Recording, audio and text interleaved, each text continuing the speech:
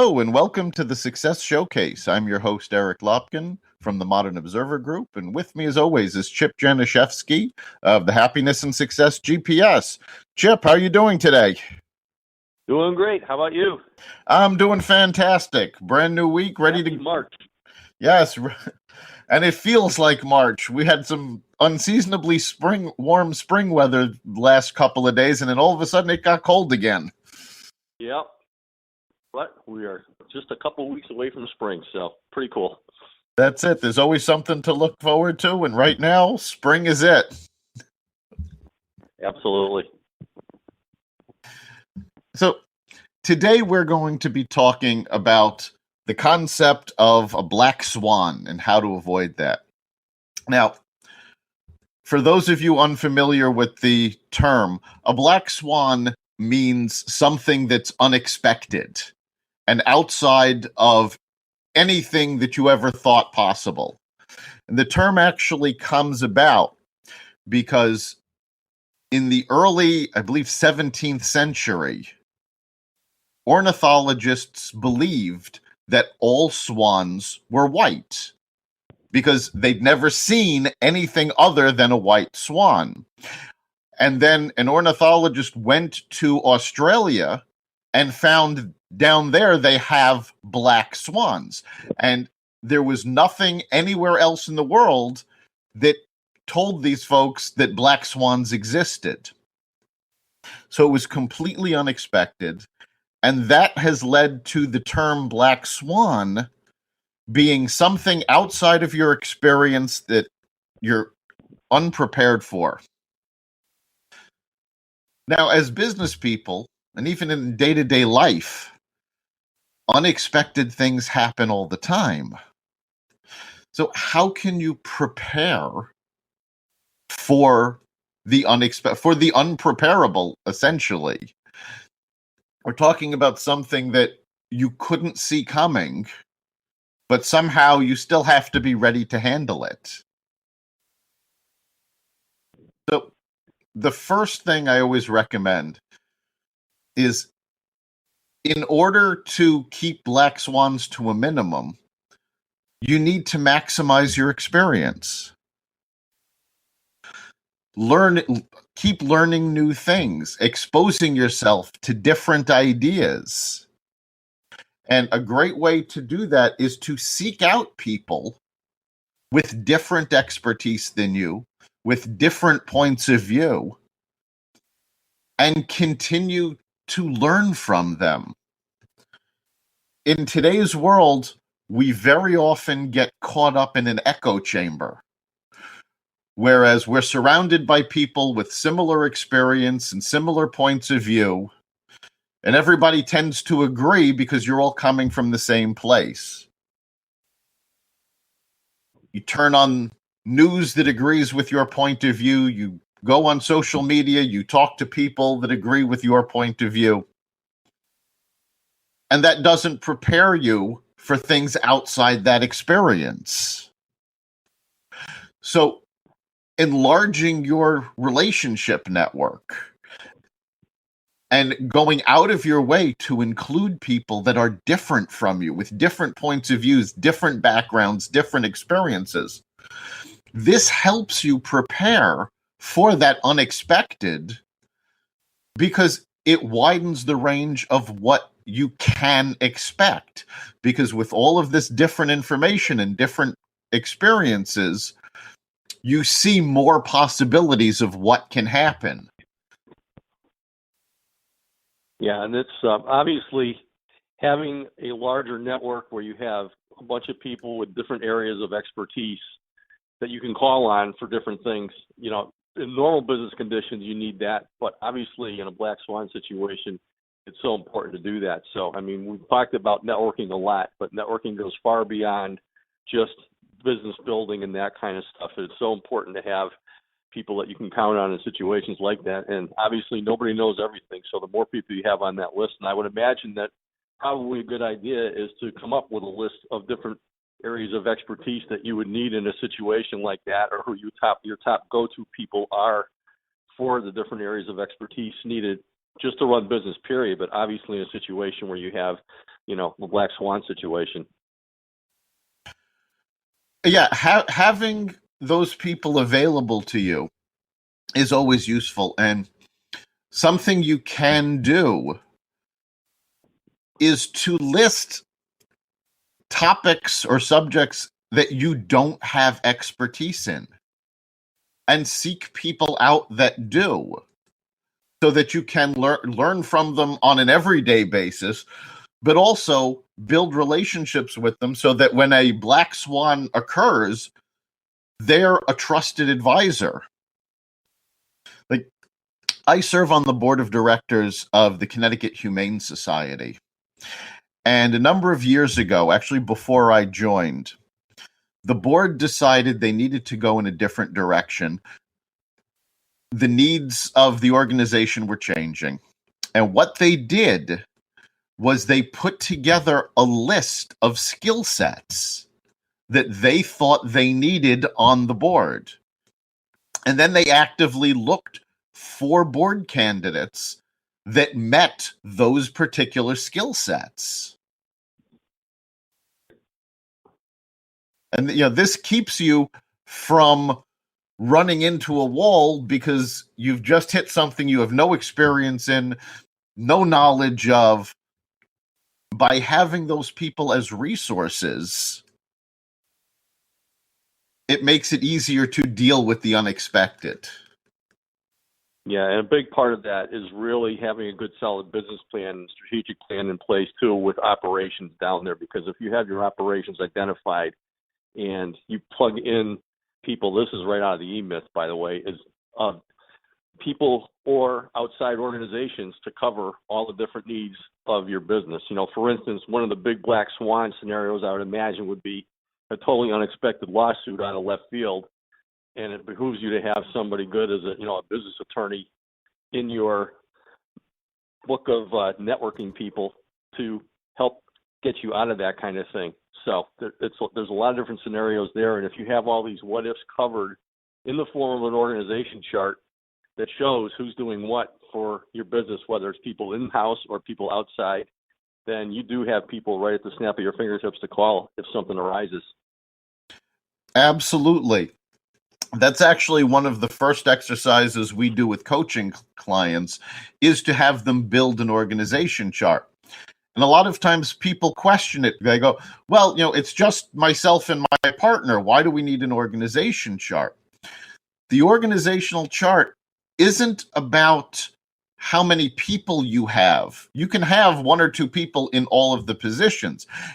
It's an exercise to make sure you have all of the bases covered, that there's somebody in each position, even if that position is something that you don't really think about all that often.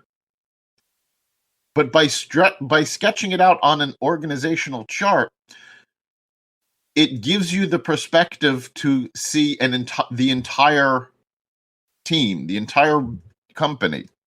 What you do is every department, whether or not it's something you're using right now, you put it down. For example, if you're a sole proprietor, you really don't need an HR person because it's just you. But you put HR on the organizational chart because the black swan could be a client comes to you with a project larger than you ever imagined. It's right in your wheelhouse, but you need more manpower to do it. So you might have to staff up quickly. By having somebody that who has HR expertise, that becomes easier. Yeah, and you make a good point there. Black swans aren't just disasters. Black swans could be too good to be true scenarios that you cannot fulfill. In basic terms, I actually use the E-Myth a lot when I'm doing my consulting work, and I always explain things in simple terms. And your organization chart is basically what you do as a business. And what you do is not just your products and services that you do, but it also includes business development, HR, financing, payroll, all that kind of stuff has to be listed, whether, as you say, you have to do all that stuff for your business right now or not. But everything as far as the what ifs have to be on that organization chart so that you have those things covered. And then if that's the what, then your operations manual is the how you do things. And one of the things that you can do to expand upon the organization chart, especially for Black Swan scenarios, is to put down what you would do in scenarios like that. Just like you said, if I do get this huge order and I all of a sudden have to get people, I better have a list of resources to be able to handle that kind of thing. So by putting it down on a one-page organization chart and then coming up with checklists for different things that you know have to be covered in those cases, it will make things a whole lot less difficult for you in a Black Swan scenario. Exactly. And as Chip just said, a Black Swan is the unexpected. It's not necessarily good or bad, it's just unexpected. So, yes, while we tend to plan for the negative, we also need to plan for unexpected successes. If you're running a website and your website is fine for 10,000 people to hit at a time, and you unveil it, and all of a sudden 2 million people are trying to get onto your site, you have to plan for unexpected success as well as unexpected failure. And it's actually a really, really good thing to think about too, as far as building and maintaining a positive mindset, is to come up with really what the best scenario would be. Obviously, when you're planning business, you're going to normally take a realistic approach, a worst case scenario, but that best case scenario can be as good as it possibly is. And if you take a look at things, then obviously that's something that you need to be thinking about and preparing for. And it's really, really cool to just think about that happening. And the more that you do, by the law of attraction, the more likely you are to pull in that big order or whatever you're looking to do with your business. So if you start looking at it and believing in it and planning for it, it's a lot more likely to happen than just going through the day-to-day scenarios, keeping things at your normal status quo. Absolutely. Back in the 90s, I was working for a company called Multex, which ended up being a division of Reuters. And we published 2 online publications every week covering the internet and telecommunication sectors. And every week we would get a lot of traffic, and the heads of the company did not understand what we were doing. So they tried to dismiss the traffic. It's like, oh, it can't be coming from this. So we set a goal every week. When we went live, we wanted enough viewers to crash the server. Because if we crashed the server, they couldn't deny the traffic was coming. So we put together this best case scenario where every week we were actually crashing the server because the success overloaded its capacity. And each week they had to up the capacity, and each week we would meet that new capacity level and knock it down again until they understand that this was the success they were seeing. So and how long did it take for that to happen? It took about a month. Wow. We kept crashing the servers every week for a month before they realized, okay, yes, we've got to really ramp up because this is more successful than we anticipated. So yes, the unexpected success can be something you have to deal with more than just, hey, yes, it's great, it's successful. It's like, well, wait a minute. We didn't plan for the capacity for this success. That's a Black Swan. That's the unexpected. So expanding what you do and how much experience you have is the best way, because again, the more experiences you have, the more different points of view you have, the better you can anticipate. And this is also why we say time and time again that you also need to focus on personal growth. and building new skills and learning new things. Because the more you learn, the more you expand your own capabilities, the more you read about what's going on, the less will take you by surprise. Yeah, And that's absolutely. You need to do your research, and what's really important too is to have a plan in place. This is why it's so important to keep your workplace positive too. And a lot of this has to do with, what we talked about, how to win friends and influence people. But if you keep your staff engaged positively and really keep them involved in the whole process, it's a whole lot easier to get through this too, especially when you document all the what ifs. Absolutely. And I think we've spoken in the past about putting together processes, not just to accomplish a project, but when that project is over. When I was in publishing, every issue we held a post-mortem. After the issue went out, we looked back. What was really good about that issue? What went wrong with the issue? Where can we improve it? How can we learn from what we did to make the next issue better? If you do things like that with your projects, then each project adds more and more to your knowledge base, and it becomes less probable that a black swan is going to hit, because you'll have learned more and more, and bringing that in, it teaches you what to expect. And one of the things is, a black swan event is only a black swan event to the person that doesn't expect it. This is why the plan, you can plan yourself out of a black swan is basically what you're saying, just by taking a look at this up front. And that's why it's so important to have a really good business plan, strategic plan, be on top of the market, and so on and so forth, so you can identify all these potential opportunities or disasters ahead of time. Right, but it's also about taking other points of view and other information into account. For so many people, 9/11 was considered the ultimate black swan. It was, people couldn't imagine an attack on American soil. Never mind an attack that took out the World Trade Center and part of the Pentagon.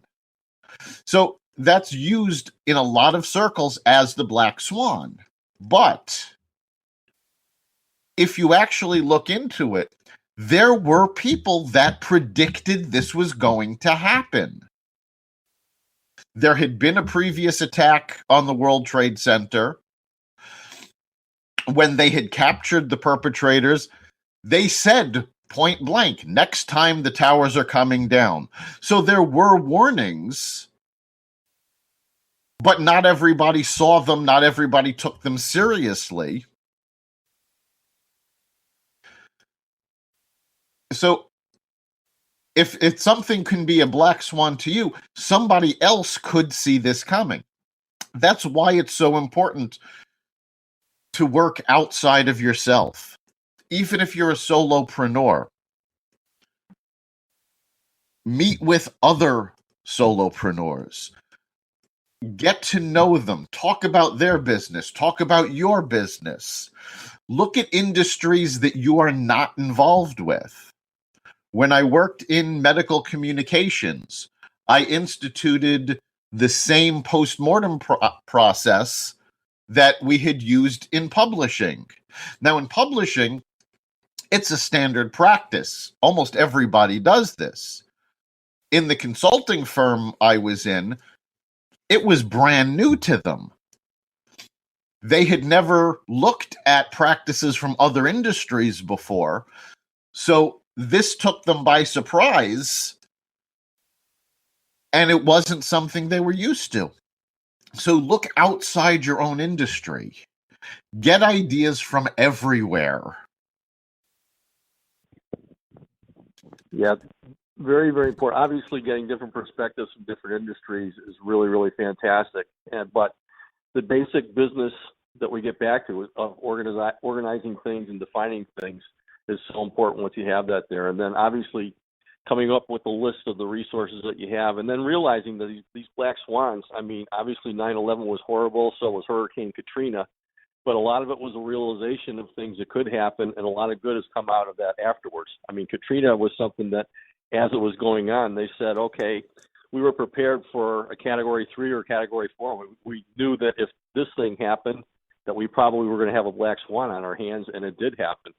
And so they've done a lot of work down there, and I'm sure that it really woke up the rest of the country who was maybe subject to this kind of thing also, so that things would get better on that. But obviously it's best to be as prepared for it as possible, and the best way to be prepared is to avoid it if you know that you can, just by doing your due diligence and doing what has to be done to prevent it. Absolutely. Learn not just learning from your mistakes, learn from what other people do.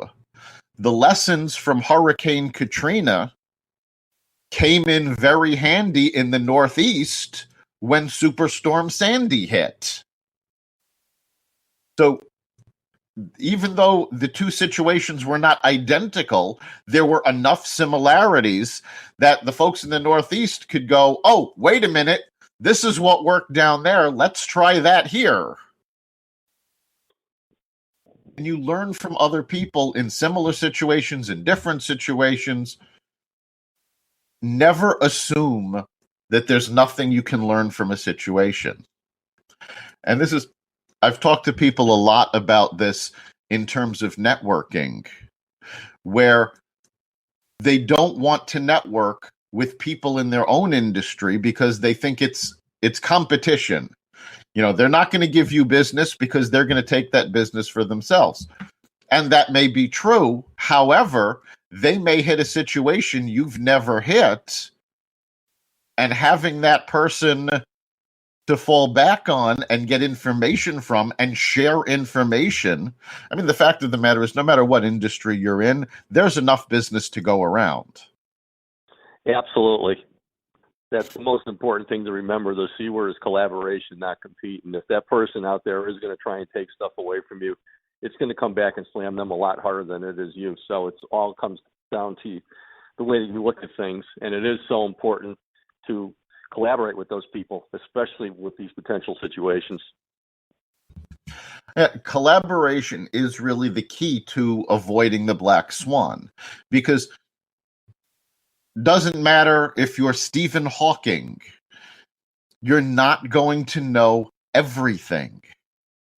It's simply not possible.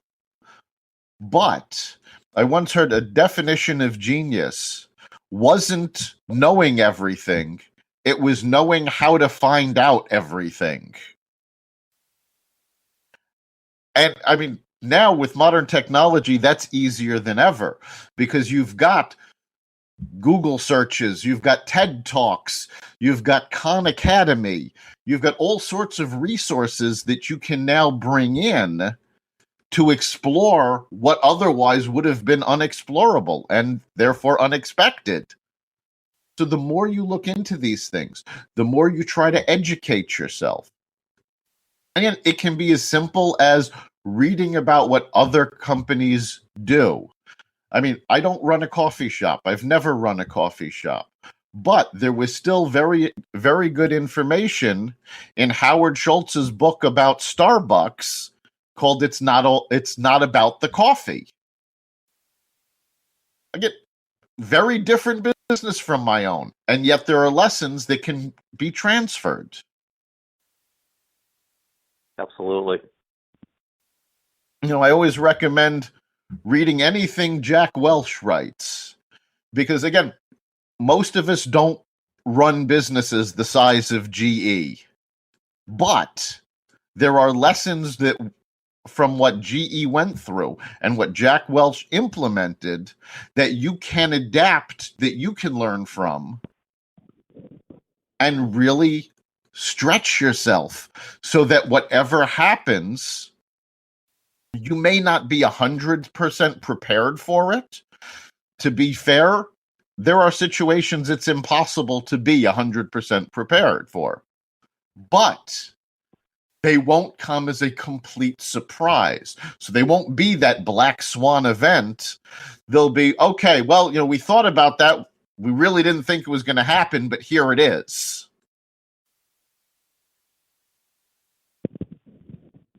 It's more like preparing it as a detour, looking at it as a detour than an absolute disaster. Right. One of the characteristics of a Black Swan is that when a Black Swan event happens, it tends to paralyze people because it was unexpected, because it was outside of your experience. A very natural reaction to it is freezing because you don't know what to do. And in that situation, you can actually put together a process of what to do if a Black Swan event occurs. You may not be able to expect what happens, but you can have a process set for how to deal with that unexpected. And it can start with research. Examine the situation, see what it is, research who else this has happened to and what they did. Examine your resources, see what resources you have available and what resources you need to be able to deal with the Black Swan event. And then look through that network, look through that organization chart, and see where you can find the resources you'll need. Yeah, and as far as how you react personally to that, that's really where personal development comes in so much. Working on your positive mindset and the way that you handle things so that you don't get as excited over these things as you used to. So really, really important. By working on that, you actually are preparing for Black Swan events too. Exactly. The more you work on your personal growth, the less likely you are to come up against a Black Swan event. Because as you grow, as you learn, as you expand your relationships, all of this acts as a buffer. Because the more you talk to different people about different situations, the less likely it is that something's going to happen that nobody in your circle could anticipate. So we're just about at the end of our time. Chip, what do you think the big takeaway for our listeners should be for this week? Well, number one, keeping that positive mindset, but having a written list of resources by areas of expertise of all the wonderful people that you have in life and in business is really, really important. Certainly. I'm going to say that the takeaway I want our listeners to take is that you need to reach out to people outside of your own sphere. People that have different experiences, different points of view. You may not always agree with them, but you should always listen to them and understand that point of view, because the more different points of view you can get a hold of, the less likely you are to have that unexpected event. So you've been listening to the Success Showcase. You can catch us every week on blogtalkradio.com/success showcase. We're also available on the Apple Podcasts app as well as the iTunes Store. We hope you've enjoyed this episode and look forward to serving you with more information and more experiences next week. Have a great time. So have yourself a good time while working. You've been listening to the Success Showcase. You can catch us every week at blogtalkradio.com/success showcase, or you can find us on demand in the Apple Podcasts app or the iTunes Store. We look forward to talking to you next week. Have a great time.